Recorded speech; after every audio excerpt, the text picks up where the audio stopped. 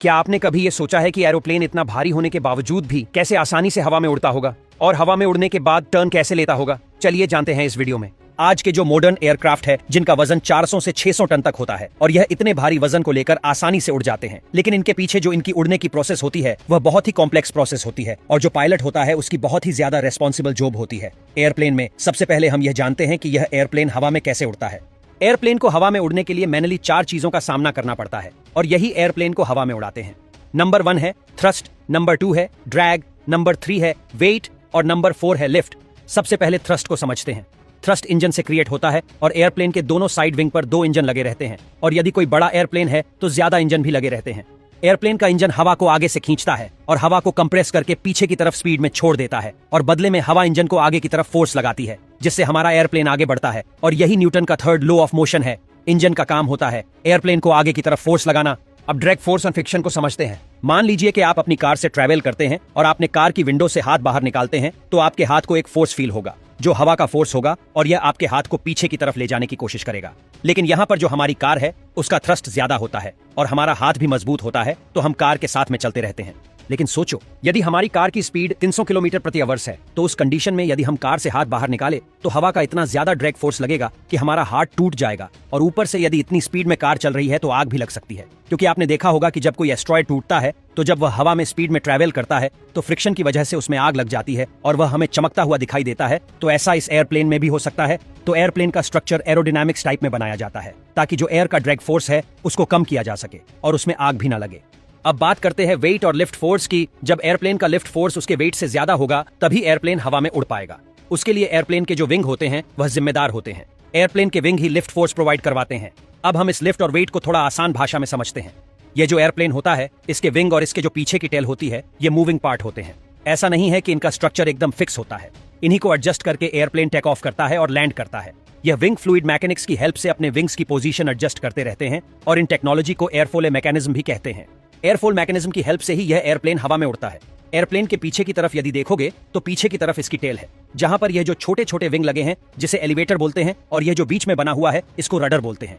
Elevator जो भी aircraft और वर्टिकल फोर्स लगता है उसको एडजस्ट करते हैं और रडर एयरक्राफ्ट के ओरिजिनल फोर्स को मैनेज करता है। अब यह जो रडर और एलिवेटर है यह भी अपनी पोजीशन चेंज करते रहते हैं। अब यह जो एयरफॉइल मैकेनिज्म है जो इस एयरप्लेन को हवा में उड़ाता है इसको थोड़ा सा समझ लेते हैं। देखिए, जब एक एयरफॉइल हवा में उड़ता है तो वह लिफ्ट फोर्स प्रोवाइड करता है। इस एयरफॉइल का स्ट्रक्चर देखिए। इस एयरफॉइल के आगे और पीछे के हिस्से को स्लेट और प्लेप बोलते हैं और यह स्लेट और प्लेप अपनी पोजीशन जरूरत के हिसाब से एडजस्ट करते रहते हैं। यदि इस एयरफोर्स को आप सही से देखोगे तो सामने से जो हवा आ रही है उसको यह पीछे की तरफ से नीचे की तरफ दबा रहा है। तो जो भी हवा इस एयरफॉइल के नीचे होगी उसका प्रेशर ज्यादा होगा और जो हवा इस एयरफॉइल के ऊपर होगी उसका प्रेशर कम होगा।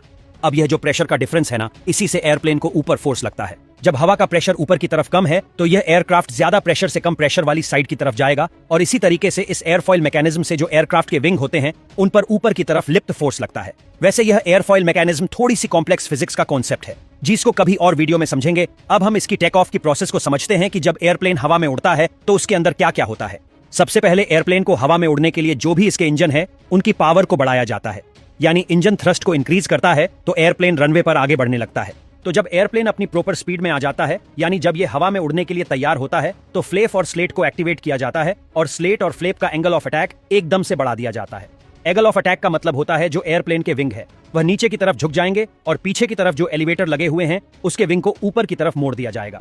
जैसे ही ये अगल बढ़ता है तो एयरप्लेन रनवे पर चलता चलता एकदम से हवा में आ जाएगा, क्योंकि यहाँ पर जो एयरक्राफ्ट का वेट है उससे विंग से लगाया हुआ लिफ्ट फोर्स ज्यादा होगा, जैसे मैंने कार वाले एग्जाम्पल में बताया था। और जितना ज्यादा लिफ्ट फोर्स होगा उतना ही एयरक्राफ्ट स्पीड में आगे बढ़ेगा और उतना ही हाइट पर जाता रहेगा। और यदि इस एयरप्लेन में स्लेट और फ्लेप को एक्टिवेट नहीं किया गया तो इस एयरप्लेन को एक बस की तरह चला सकते हैं जो कभी नहीं उड़ेगा ये। अब एयरप्लेन के इंजन तब तक थ्रस्ट को बढ़ाते रहेंगे जब तक अपनी ऊंचाई पर नहीं पहुंच जाता, और जब एयरप्लेन अपनी जरूरत की ऊंचाई पर पहुंच जाता है तो विंग का जो एंगल ऑफ अटैक है उसको कम कर दिया जाता है और इस केस में एयरप्लेन का वेट लिफ्ट फोर्स के बराबर में होगा तो इंजन को थ्रस्ट भी कम जनरेट करना होगा और फ्यूल की कंजम्पशन भी कम होगी।